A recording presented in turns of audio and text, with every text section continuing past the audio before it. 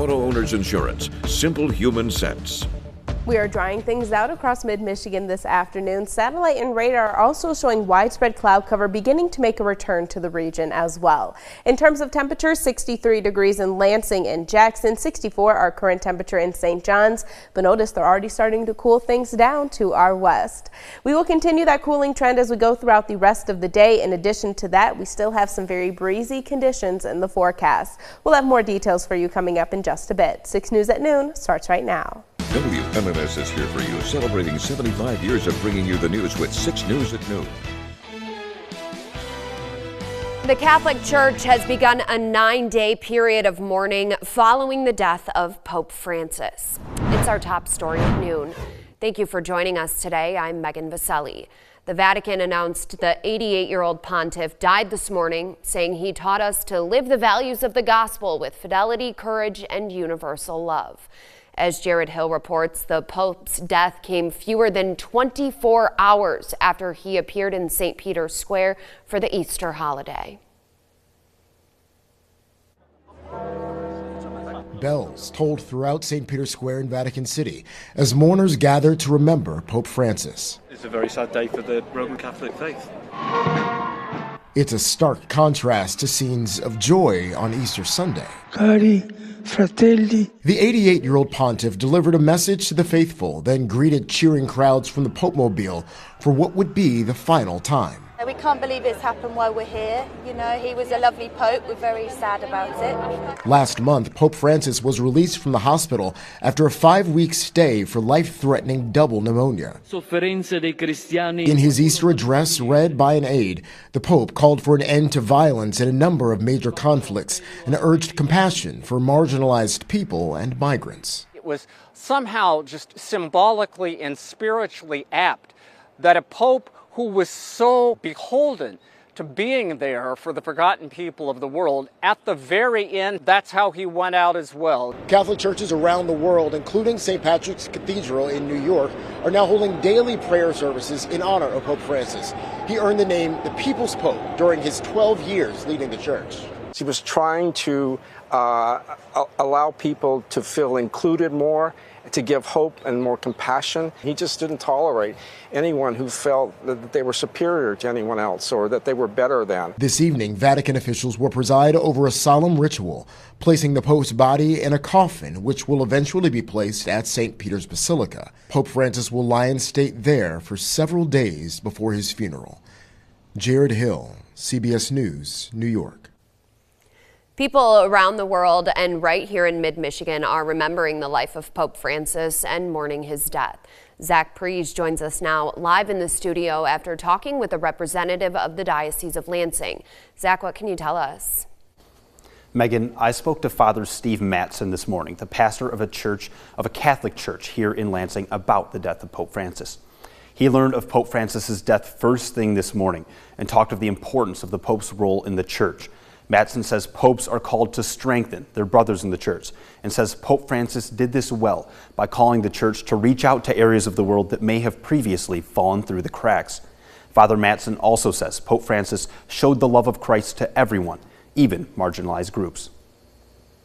I think he spoke in ways that could be heard by groups that were disenfranchised, and that's a great gift to them and a reminder to the church that the Lord invites all to come to him. And coming up tonight on 6 News, we will have much more on the legacy of Pope Francis. Back to you. All right, Zach, thank you. Governor Gretchen Whitmer issued a statement on the death of Pope Francis, saying in part, quote, Pope Francis was an inspiration to countless Michiganders and people around the world. He fought against poverty and called for action on climate change, economic injustice, and peace. As we celebrate his life and mourn his death, let us live by the values he believed in: love, mercy, and compassion for all. Be sure to stay with 6 News on air, online, and through our 6 News app as we continue our coverage on the death of Pope Francis. Police in Jackson are investigating a homicide this afternoon. They say officers responded to a home on Orchard Place around 11:30 last night for a welfare check. There they found the body of a man who they believe was around 45 years old. Investigators say they were able to secure several persons of interest at the home at the time. Stay with 6 News as we work to bring you more information on this developing story. The investigation continues today in Ingham County after a crash killed a teenager. It happened just before 7:30 Saturday morning on I-96 near Meridian Road. The sheriff's office says a car with 4 people inside was driving west on 96 when it went off the road and into the median, rolled several times, and landed in the eastbound lanes. 2 of the passengers were thrown from the car, and a 17-year-old died at the scene. Deputies say the 22-year-old driver and a 20-year-old passenger were both taken to the hospital with serious injuries, and the 4th person in the car was not hurt. Investigators do not believe drugs or alcohol led to the crash. A confirmed measles case in Ingham County led health officials to schedule a vaccination clinic. It's tomorrow, April 22nd, from 3 to 7 p.m. The clinic is in Conference Room A on the 2nd floor of the Ingham County Health Department building, which is on Cedar Street in Lansing. Walk-ins are welcome, but you'll want to bring a photo ID and your insurance card if you have one. From Storm Tracker 6, this is Weather First, sponsored by Auto Owners Insurance. Simple human sense. We have breezy but dry conditions in the forecast as we move throughout the rest of our Monday. But before we talk about what else we're expecting as we go throughout the rest of the week, I want to rewind a little bit and talk about something pretty cool that happened across the area last Friday into early Saturday morning. If in that time frame you went outside, took a look at your car, and it looked a little bit something like this, a little muddy, a little dirty, you're not alone. It's actually a phenomenon that we as meteorologists called mud rain. What happens is that we had a dust plume that developed likely over the southwestern portion of the country or the Central Plains. That dust was then picked up into the atmosphere and transported over into mid-Michigan as we went throughout the day. So as precipitation began to fall, it ended up picking up those dust particles on its way down, bringing that down to the surface and thus creating that light coating of mud or dust on the surfaces, including your car. Thankfully, that's not the situation that we had across the area this morning. The area of low pressure that brought us those light to moderate rain showers and isolated rumbles of thunder is currently tracking off to the northeast. Its associated cold front is beginning to make its way through mid-Michigan, and that'll help our temperatures to slowly cool down as we go throughout the rest of the day. A closer look at satellite and radar shows a couple of isolated sprinkles to our west. Otherwise, we are just holding on to those dry and mostly cloudy conditions. We will stay mostly cloudy as we go throughout the rest of our Monday. That cloud cover will begin to decrease overnight tonight, allowing our overnight lows to fall all the way down into the upper 30s, which is still on track for this time of year. Even though Precision Cast is showing the chance for a couple of isolated sprinkles as we move throughout our Tuesday afternoon, I do think we will be able to stay dry, just bouncing in between mostly sunny to partly cloudy conditions across the area. A better chance for rain will likely be moving into the region as we move into the Wednesday afternoon time frame, and it'll be a very quick moving system that we are talking about by then. Outside right now, it still is incredibly breezy, but we still have a couple of peaks of sunshine as well. Temperatures feeling relatively nice. We're at 63 degrees in Lansing and Grand Ledge, 64 our current temperature in St. John's, but notice they're already cooling things down off to our west, 57 the current temperature in Ionia, all courtesy of that cold front that's currently tracking through.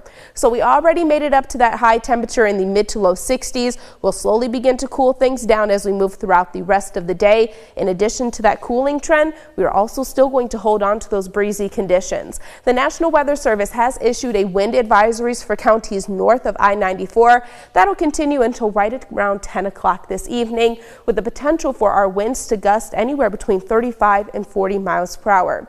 Notice once we get past 8 o'clock, those winds will begin to subside, and thankfully they will begin to calm down because, again, that overnight low is already going to be relatively chilly in the upper 30s. With the lighter winds, it means there won't be a significant wind chill temperature that we have to factor in as we start the day tomorrow. Speaking of, our 6-day forecast still looking really impressive. High temperatures trending above average as we go throughout the next 6 days. We're in the mid 60s with mostly sunny skies on Tuesday, low to mid 70s returning to the forecast for Wednesday, Thursday, and Friday. Friday, we are tracking the chance for a couple of rain showers and rumbles of thunder across the region. The good news is we'll kick out any chance for precipitation just in time for the start of the weekend. We have a lot of sunshine expected for Saturday with high temperatures near average in the low 60s. Pretty good week. Yeah. I'm not complaining. No, it's just the winds that we have to deal with today, and they're gone by tomorrow. We'll deal with it. Yes, we will. All right, Kendall, thank you. Well, here at TV6, we're getting ready to celebrate our 75th anniversary this year, and we could use your help. If you have any pictures or videos from back in the day, we set up a folder for you to upload your memories at WLNS.com/75. We'd love to use them on air, and if you're willing to talk about it on TV, let us know, and we'll try to get a hold of you.